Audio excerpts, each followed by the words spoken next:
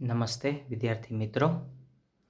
છેલ્લે આપણે લાસ્ટ લેક્ચરમાં નોર્માલિટી સાંદ્રતાનો એકમ એક છે નોર્માલિટી, જેનો મેં તમને અભ્યાસ કરાવ્યો હતો. જો મેં તમને નોર્માલિટીમાં એવું કીધું હતું કે ભાઈ 1 લિટર દ્રાવણ છે, એ 1 લિટર દ્રાવણમાં 1 ગ્રામ તુલ્ય ભાર જેટલો દ્રાવ્ય પદાર્થ ઓગાળતા બનતા દ્રાવણને એક નોર્મલ દ્રાવણ કહેવાય, કે જેની નોર્માલિટી કેટલી થાય? 1 થાય. જો મેં તમને ત્યારે એવું કીધું હતું કે ભાઈ નોર્માલિટી એક સાંદ્રતા એવી છે કે જેમાં દ્રાવ્યનો તુલ્ય ભારનો ઉપયોગ લેવામાં આવે છે. કે ભાઈ નોર્માલિટીમાં દ્રાવ્યનો શું ઉપયોગમાં લેવામાં આવે છે? તુલ્ય ભાર.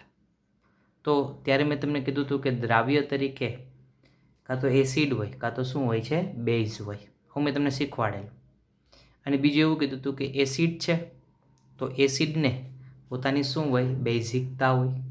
અને બેઝને પોતાની શું હોય? એસિડિકતા હોય.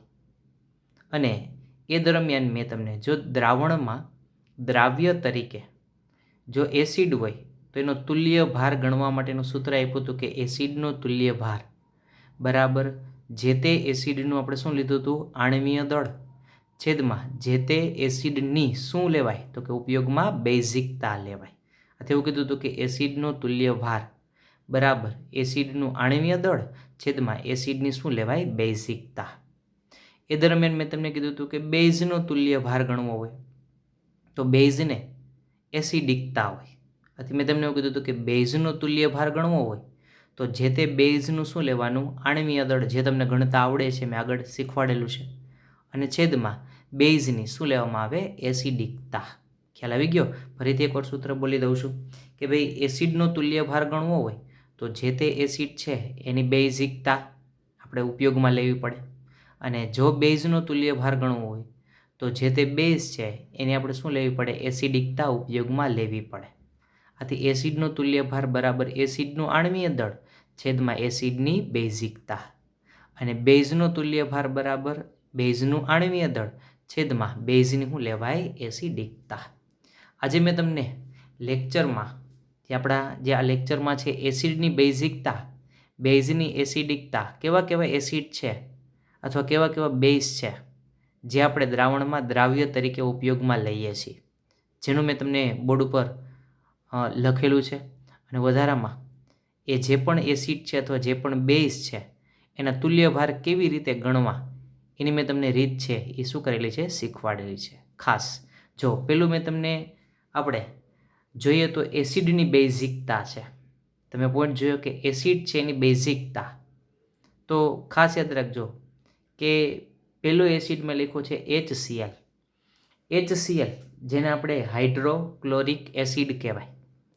હવે ખાસ કરીને આ HClમાં OH હોતા નથી. OH એટલે બેઝ કહેવાય, પણ OH હોતા નથી. આથી એ જે HCl હાઇડ્રોક્લોરિક એસિડ એની બેઝિકતા છે એ હાઇડ્રોજનના આધારે ગણીએ તો હાઇડ્રોજન કેટલા છે? એમાં 1 છે. આથી એની બેઝિકતા કેટલી થશે? 1. આથી HClમાં હાઇડ્રોજનની સંખ્યા 1, આથી એની બેઝિકતા કેટલી થશે? 1. એવી રીતના બીજો એસિડ મેં તમને દર્શાવેલો છે HNO3, જેને નાઇટ્રિક એસિડ કહેવાય. HNO3 જેને નાઇટ્રિક એસિડ કહેવાય, જેમાં પણ એક જ OH સમૂહ બને છે, એમાં હાઇડ્રોજન પણ એક જ છે. આથી એની બેઝિકતા કેટલી થશે? 1. પણ ત્રીજો જે આપણી પાસે એસિડ આવ્યો H2SO4. H2SO4 ને આપણે વિદ્યાર્થી મિત્રો કહીએ તો સલ્ફ્યુરિક એસિડ કહેવાય. એની બેઝિકતા મેં 2 દર્શાવેલી છે. તો કેવી રીતે દર્શાવ્યું છે?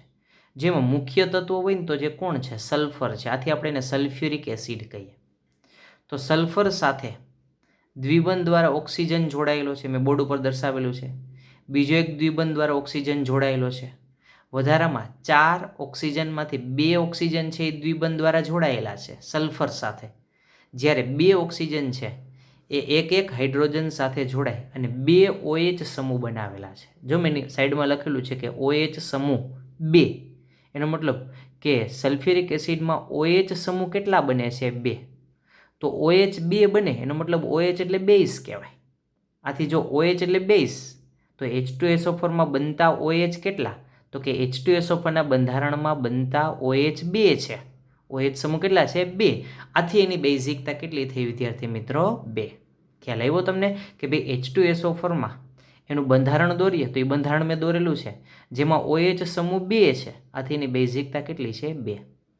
એવી રીતના ચોથો એસિડ છે H3PO2 જેને હાઇપોફોસ્ફરસ એસિડ કહેવાય. કેવો એસિડ કહેવાય એને? હાઇપોફોસ્ફરસ એસિડ, જેની બેઝિકતા 1 છે. કેવી રીતે ખબર પડી? તો કે એમાં મૂળ તત્વ ફોસ્ફરસ છે P, આથી એને ફોસ્ફરસ એસિડ કહેવાય, હાઇપોફોસ્ફરસ એસિડ. જેમાં P સાથે ડબલ બોન્ડ દ્વારા એક ઓક્સિજન જોડાઈ ગયો તો વધ્યો એક ઓક્સિજન. હવે 3 હાઇડ્રોજનમાંથી વધેલો એક ઓક્સિજન એ હાઇડ્રોજન સાથે જોડાઈ શું બનાવ્યું? OH. અને બાકીના 2 H વધ્યા એ P સાથે સિંગલ બોન્ડ દ્વારા જોડાયેલા છે, જેનું બંધારણ તમે જોઈ શકો છો. તો ફોસ્ફરસ સાથે જોડાયેલો OH એક જ છે. મેં તમને હમણાં આગળ H2SO4માં કીધું કે એમાં OH 2, આથીની બેઝિકતા 2. આમાં બનતા OH H3PO2માં બનતા OH કેટલા છે? એક જ છે, આથી OH એક જ બને છે, આથી OH એટલે બેઝ, આથી H3PO2ની બેઝિકતા કેટલી થઈ? 1 થઈ.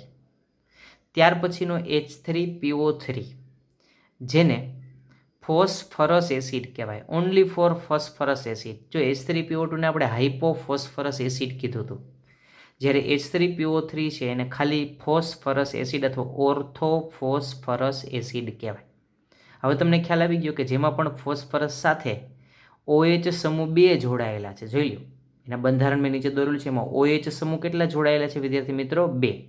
આથી OH સમૂહ, OH એટલે બેઝ કહેવાય, આથી OH સમૂહ જો એમાં 2 છે તો એની બેઝિકતા કેટલી હોય? 2. ખ્યાલ આવી ગયો?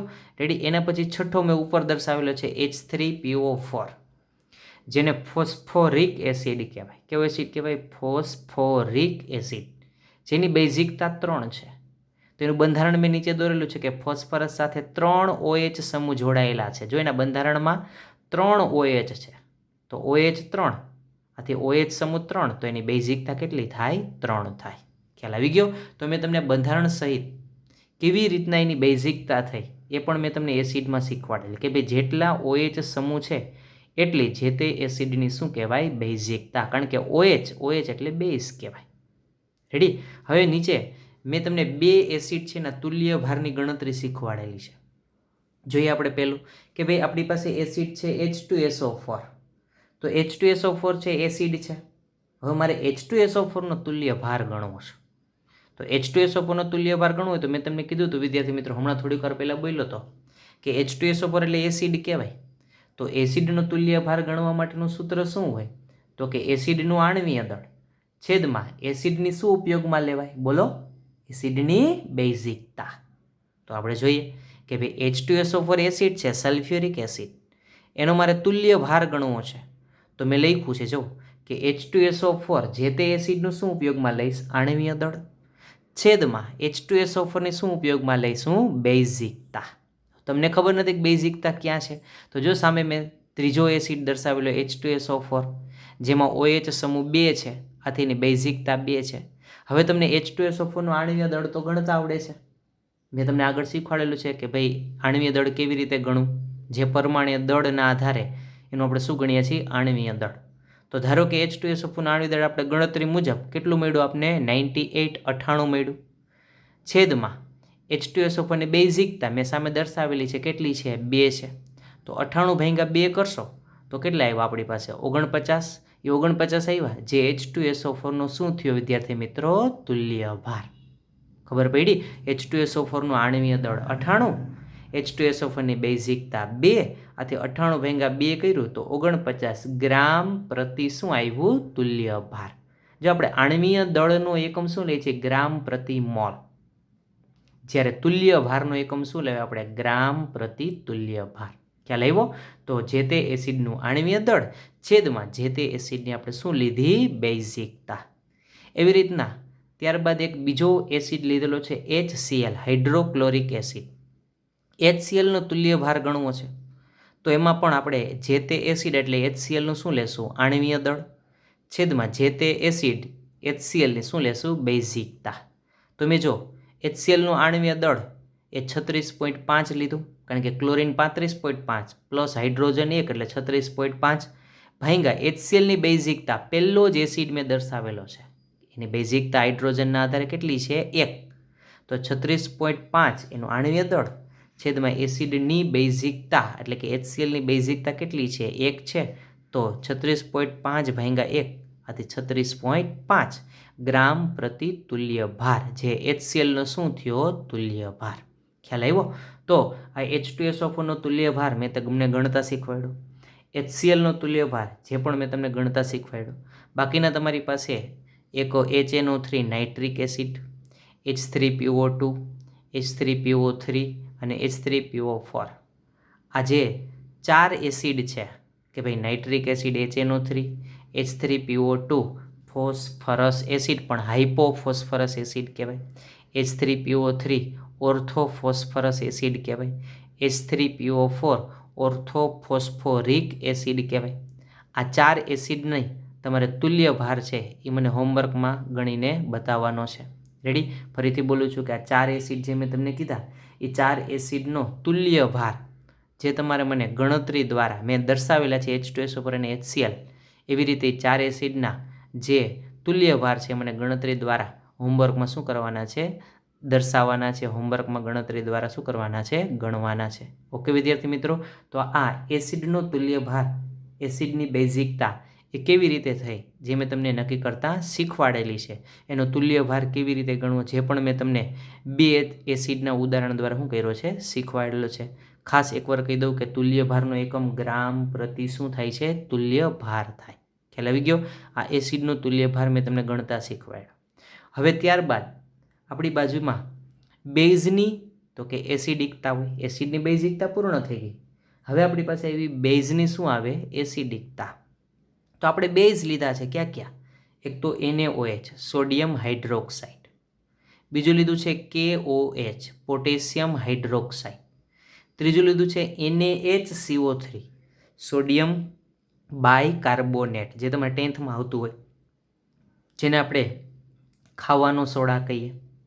પછી Na2CO3 જેને સોડિયમ કાર્બોનેટ કહેવાય, જેને આપણે વોશિંગ સોડા, ધોવાનો સોડા તરીકે ઓળખીએ.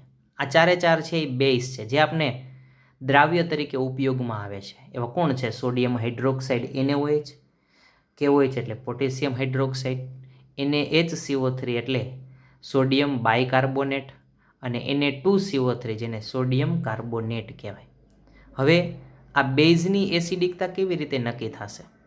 તો ખાસ યાદ રાખજો કે NaOH છે, આમાં કોઈ બંધારણ દર્શાવવાના આવતા નથી, પણ યાદ રાખજો કે NaOH છે તેમાં OH કેટલા? 1.